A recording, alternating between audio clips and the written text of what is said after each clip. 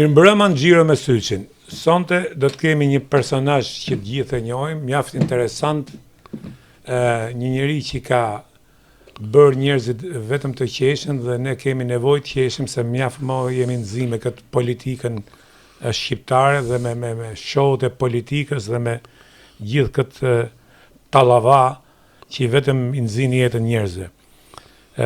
Sonte do të kemi pra një personazh që e njohim gjithë, një personazh kontrovers me një jetë shumë të turbulluar, ashtu siç është dhe vetë ai.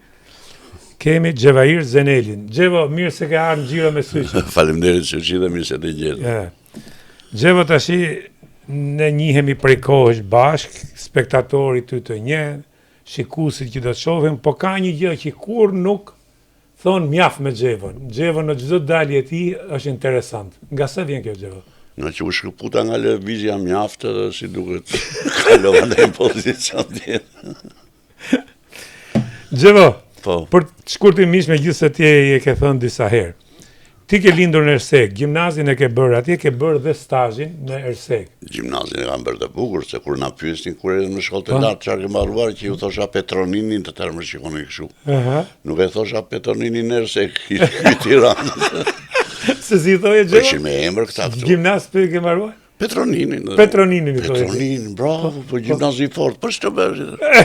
Nuk e thosha Petroninin e ndan në shumë pjesë. Po mua më ra pjesa e gjimnazit të Kolonjës, vërtet gjimnaz me emër, me gjimnaz që kanë nxjerr breza të tërë dhe shumë të talentuar atje ku zgjodhen fushat e tyre, kështu që edhe unë krenar gjimnazio, po shumë. Ti Xhevo ke qenë nga vjen kjo sensi humorit ke ty? E ke trafiguar në familje? Jo, se unë vërtet e kam pasur baba në policë, pa i nuk tregonte ngjarje me policë që merrja. Mamaja ka qenë kamariere, kështu që se besoj.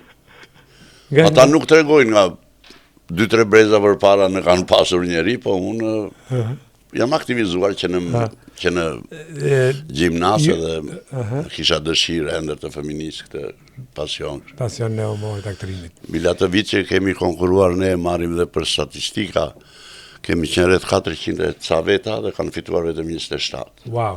Po. Xhevo, mbarove gjimnazin, ç'ndodhi me ty mbrapa? Mbarova gjimnazin, thash u poqa dhe një vit në bujqësi, që të merrnin edhe atje ajrin e pastër të tokës, siç i thon këta në për tregime, kur i bëjnë kështu të bukura.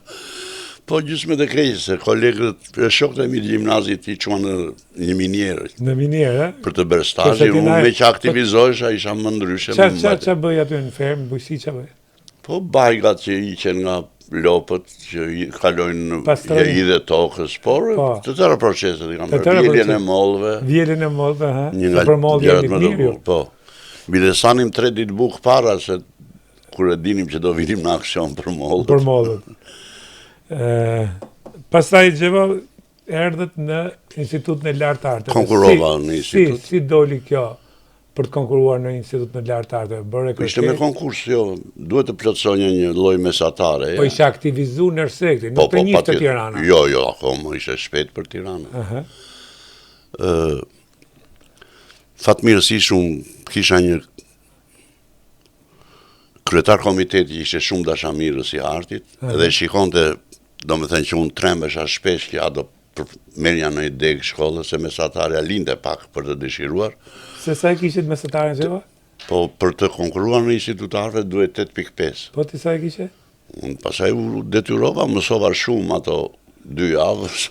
Po, qarë, shqyqyr një mësues i fiskulturës më buri 10 që unë do më fiskulturë dhe këtu. A i vesh në Amerikë sot edhe unë e përshëndes Fatmir Sheko, pedagog i shilqyër. Që edhe punën produse prapë, si sham... Punën produse 10. 2 dhe aqë duhe...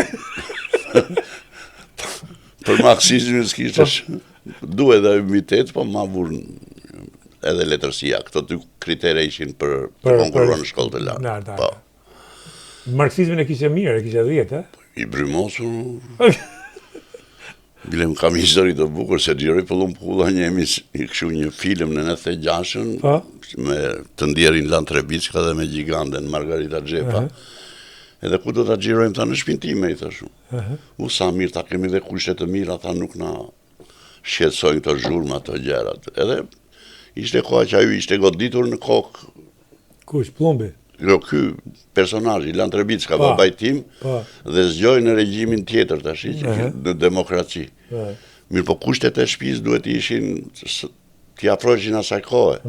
Unë ashtu e kisha vërtet, kisha një divan të ata që vireshin veprat e shokut e vetë që vireshin atje. Me fundet. Ato ishin të vogla, ato veprat e atij si nxinte. Po unë s'kisha në një fatkeqësisht.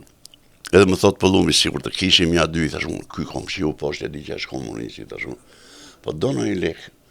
Jepi mos sa duan se lek 96 ati mban mend që kishte ca lek në përduar. Po ishin piramidat. Mora 200.000 lek, unë i futa në xhep, apa atë të krevatit, nxora një thesë janë, çfarë janë këtu veprat, i thash. Po ti the i ka hy poshtë, po poshtë janë, po të shikoni, thash. Edhe i nxora ato i vum atje, plotsuam dekorin.